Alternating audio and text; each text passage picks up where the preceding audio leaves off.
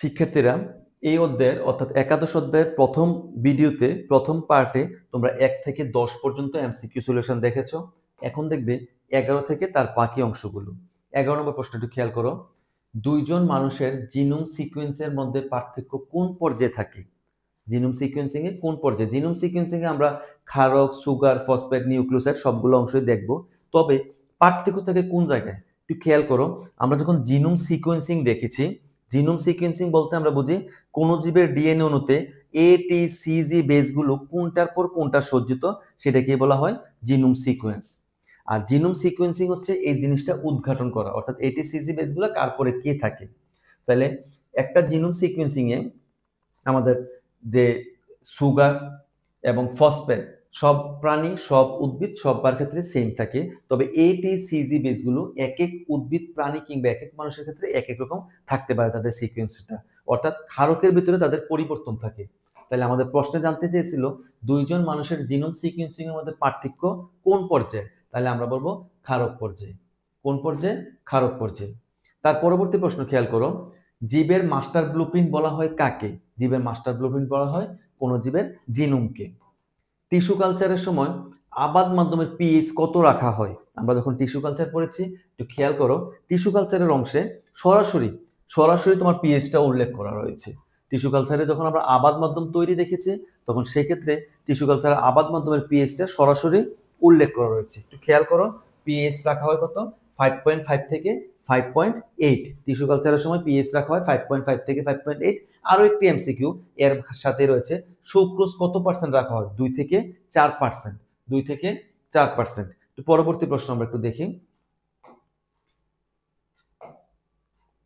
তাহলে আমাদের উত্তর হচ্ছে 5.5 থেকে 5.8। টিকা উৎপাদনে কোন পদ্ধতির মাধ্যমে টিকা উৎপাদন করা হয়? টিকা উৎপাদন করা হয় মূলত জীব প্রযুক্তির মাধ্যমে। হাইব্রিডাইজেশন, টিস্যু কালচার, মিউটেশন সবগুলো মোটামুটি উদ্ভিদ রিলেটেড, উদ্ভিদের সাথে যায়। আর টিকা উৎপাদনের ক্ষেত্রে রিকম্বিনেন্ট ডিএনএ টেকনোলজি কিংবা জীব প্রযুক্তি। আচ্ছা, টমেটো ও আলু, টমেটো এবং আলুর প্রোটোপ্লাস্ট ফিউশন করে তৈরিকৃত উদ্ভিদের নাম কি? টমেটো এবং আলু, টমেটো এবং আলু হচ্ছে পোমেটো। প্লাজমিড ব্যবহৃত হয় কোথায়? প্লাজমিড ব্যবহৃত হয় ইনসুলিন উৎপাদন। ওকে, আমরা ইনসুলিন তৈরিতে পড়েছি। 2 নম্বর হ্যাপ্লয়েড লাইন তৈরি। হ্যাপ্লয়েড লাইন তৈরি এই ক্ষেত্রে এটা হচ্ছে মূলত tissue culture related. Haploid line জিনিসটা হচ্ছে মূলত টিস্যু কালচার রিলেটেড। টিস্যু কালচারের সাথে তোমার প্লাজমিড ব্যবহার করা হয় না। তারপরে জিএম ফুড অর্থাৎ জেনেটিক্যালি মডিফাইড ফুড। ওকে, জেনেটিক্যালি মডিফাইড ফুড করতে, জেনেটিক্যালি মডিফিকেশন করতে অবশ্যই প্লাজমিড ব্যবহৃত হয়। তাহলে আমাদের উত্তর হবে 1 এবং 3। 1 এবং 3। পরবর্তী প্রশ্নে আসে উদ্দীপক রিলেটেড 17 এবং 18 নম্বর প্রশ্নের উত্তর দিতে হবে। উদ্দীপকটা জানতে চেয়েছে যে কিছু ব্যাকটেরিয়ার নিউক্লিয়াস বহির্ভূত ডিএনএ এর সাহায্যে কাঙ্ক্ষিত বৈশিষ্ট্যের অণুজীব সৃষ্টি করা যায়। নিউক্লিয়াস, ব্যাকটেরিয়ার নিউক্লিয়াস বহির্ভূত ডিএনএ কে বলা হয় মূলত প্লাজমিড। দেখি প্রশ্ন কি বলে হচ্ছে। উদ্দীপকে উল্লেখিত প্রযুক্তির প্রয়োজনীয় উপাদান। প্রয়োজনীয় উপাদান কি? Ligase enzyme. অবশ্যই আমার লাইগেজ এনজাইম লাগবে। ডিএনএ কাটা ছাড়ার জন্য লাইগেজ লাগে। রেস্ট্রিকশন লাগে, লাইগেজ দিয়ে জোড়া লাগাই, আমার রেস্ট্রিকশন দিয়ে কাটা ছাড়া করি। সিজিয়াম ক্লোরাইড, এই সিজিয়াম ক্লোরাইড এই অংশটি তোমাদের কাছে একটু আননোন থাকবে। আমি বই থেকে দেখাই কোথায় তোমার সিজিয়াম ক্লোরাইডের কথাটা বলা হয়েছে। আমরা একটু বইটা একটু ভালো করে দেখি। খেয়াল করো, বইয়ের রিকম্বিনেন্ট ডিএনএ টেকনোলজির প্রথম দিকে সিজিয়াম ক্লোরাইডের কথাটা উল্লেখ আছে। আচ্ছা, এই ক্ষেত্রে একটু প্লাজমিডের পরপরই আমাদের এই কথা থাকবে যে সিজিয়াম ক্লোরাইড। একটু খেয়াল করো, এই যে কাঙ্ক্ষিত ডিএনএ নির্বাচনের ক্ষেত্রে সিজিয়াম ক্লোরাইডটা উল্লেখ করা আছে, অর্থাৎ সিজিয়াম ক্লোরাইড অবশ্যই লাগবে। সিজিয়াম ক্লোরাইড দিয়ে আমরা কাঙ্ক্ষিত নির্বাচন করার সময়, কাটা ছাড়ার জন্য সেন্ট্রিফিউজ করার সময়, যে সেন্ট্রিফিউজের মাধ্যমে উক্ত মিশ্রণকে নির্দিষ্ট ব্যান্ড আকারে পৃথক করা হয় এবং কাঙ্ক্ষিত ডিএনএ ব্যান্ডকে পৃথকভাবে আহরণ করা হয়। এই সিজিয়াম ক্লোরাইড অবশ্যই রয়েছে। সো সিজিয়াম ক্লোরাইড তোমাদের কাছে আননোন, উত্তর আমাদের 3টি হবে। তার পরবর্তী প্রশ্ন খেয়াল করো, উদ্দীপকে উল্লেখিত ডিএনএ এর ক্ষেত্রে প্রযোজ্য ডিএনএ, অর্থাৎ আমরা যে ডিএনএ এর কথা বলেছি, ডিএনএটা আসলে কি? একটা প্লাজমিড। অর্থাৎ প্রশ্নটা যদি বলতো প্লাজমিডের ক্ষেত্রে প্রযোজ্য, আমাদের জন্য খুব সুবিধা হয়ে যেত। প্লাজমিড স্বপ্রজননশীল। ওকে, প্লাজমিডকে স্বপ্রজনন করা হয়। দ্বিবিভাজনের সাহায্যে দ্বিবিভাজনে সাহায্য করে। দ্বিবিভাজনের সাথে তার কোনো সম্পর্কই নেই। অ্যান্টিবায়োটিক প্রতিরোধী, অবশ্যই অ্যান্টিবায়োটিক প্রতিরোধী। সেই ক্ষেত্রে আমরা 1 এবং 3 বলতে পারি। নিচের কোন অঙ্গটি ইরিথ্রোপোয়েটিন উৎপন্ন করে?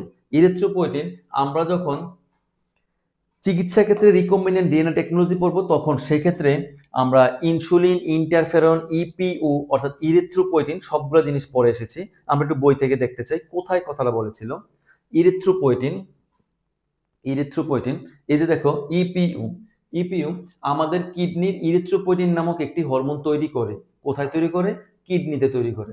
আমাদের কোথায় তৈরি করে? কিডনিতে। এবার একটু প্রশ্নে আমরা দেখি কি বলে। প্রশ্নে জানতে চেয়েছে যে নিচের কোন অঙ্গটি ইরিথ্রোপোয়েটিন উৎপন্ন করে? উত্তর হবে বৃক্ক। তারপরের প্রশ্ন একটু খেয়াল করো, নিচের উদ্দীপকটি পড়ো, 20 এবং 21 নং প্রশ্নের উত্তর দাও। ডক্টর রাতুল বেগুন গাছের শীর্ষমুখী লাইনে কৃত্রিম আবাদ মাধ্যমে আবাদ করলেন, কিছুদিন পর সেখানে অসংখ্য চারা সৃষ্টি হলো। প্রশ্নে বলা হয়েছে উল্লেখিত পদ্ধতিতে আরো ব্যবহৃত হতে পারে, কারণ এই জায়গায় উল্লেখ করেছে শীর্ষমুকুল। এখন পাপড়ি ব্যবহৃত হতে পারে কিনা পরাগরেণু কিংবা ডিম্বক। আমরা পাপড়ি এবং পরাগরেণুর কথাটা স্পষ্টভাবে বই থেকে দেখেছি। টিস্যু কালচারের সংজ্ঞাটা যখন পড়েছি, খেয়াল করো টিস্যু কালচারের সংজ্ঞার ভিতরে তার উত্তরটি দেওয়া আছে। খেয়াল করো টিস্যু কালচার কোথায় কোথায় করা হয়।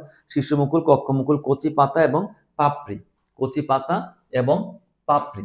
এখন আমাদের প্রশ্নে জানতে চেয়েছে যে পরাগরেণু, পাপড়ি ঠিক আছে, ডিম্বক ব্যবহার করা হয় কিনা? আমরা বলবো উত্তর না, ডিম্বক ব্যবহার করা হয় না, অর্থাৎ উত্তর 1 ও 2।